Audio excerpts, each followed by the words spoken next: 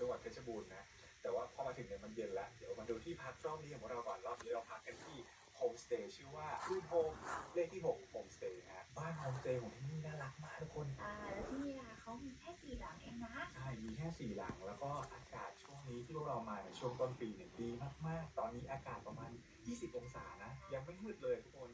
เข้ามาในห้องนะคะบริเวณนี้นะคะกว้างขวางมากแล้วเราก็จองเตียงนอนเสริมที่ร้านด้วยนะคะแต่ถ้าเราไม่ได้ซื้อเตียงนอนเสริมเนี่ยก็คือ6 ฟุตใหญ่ๆแบบโอ้กว้างขวางมากเฮ้ยเขาจะแต่งน่ารักมากเหมือนฟิลรีโวเลยอ่ะ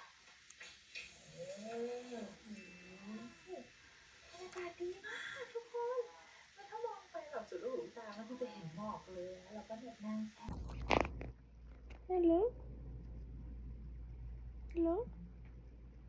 Isso como mira? Como mira? Isso? Isso?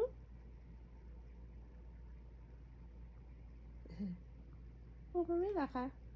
แทบมามาแทบมามาโอ้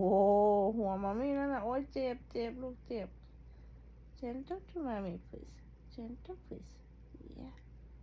Gentle touches to mama I love you so much babu